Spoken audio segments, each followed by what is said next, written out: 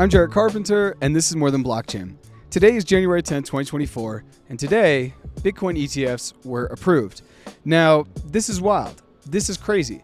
But it's also something that we've kind of been expecting now for maybe a year, but to finally have it arrive is strange. It's almost like Christmas. You know it's around the corner, and then all of a sudden, it's after Christmas and you're returning gifts. Well, the day has come and gone, and Bitcoin ETFs have finally been approved. And in order to celebrate this, I want to share a little bit about my personal experience with Bitcoin.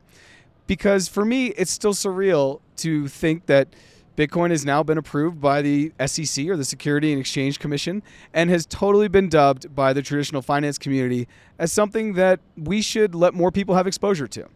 This is a far cry from where it was even a year ago, 2 years, 3 years, 4 years, 5 years, definitely back in 2017 when I first got into Bitcoin. So let's go back to 2017 when I first got into Bitcoin, and I'll just share that story with you. In the summer of 2017, I found out about Bitcoin.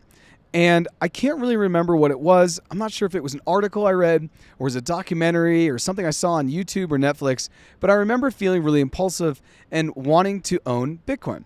So it was a Saturday, and I was living in DC at the time, and I opened up my phone, went into Google Maps, and I put in Bitcoin. Now, Coinbase existed at the time, and I believed that I had created an account, but I didn't want to wait the 2 to 4 days or the week that it was going to take to go through the KYC and the AML. So I went ahead and put it into Google Maps, put in Bitcoin, and up popped a Bitcoin ATM.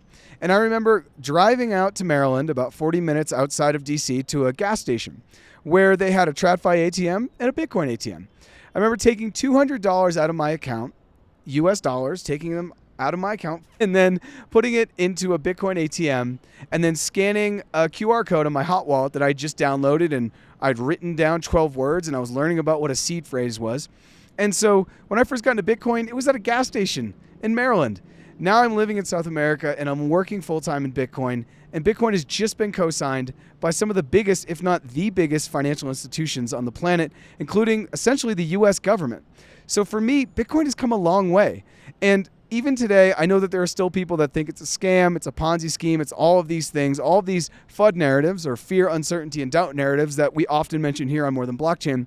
But today is a big moment. Today, it has been co-signed by the biggest institutions on the planet.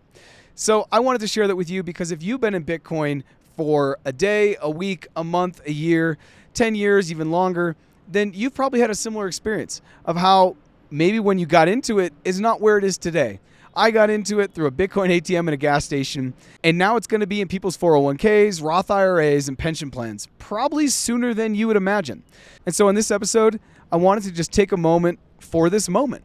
January 10, 2024 will forever be the day where those that owned Bitcoin before were pre-institution, and those that own Bitcoin after will be seen as post-institution. At least I think that's the way it will be seen in 5 to 10 years when people look back on Bitcoin's overall trajectory. I posted recently that it's just another day in Bitcoin's global mass adoption, but the reality of it is this is a seminal moment in Bitcoin's global mass adoption. This is the moment where those that control things in the permission system have allowed a permissionless digital asset to start to play a part.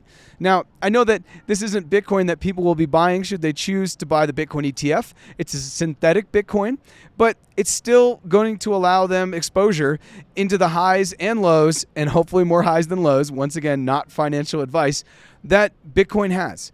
And I think more people learning about Bitcoin and then buying it, even if it is a synthetic, through the Bitcoin ETF is an overall good thing. Because as we say in Bitcoin, if you can fix the money, you can fix the world.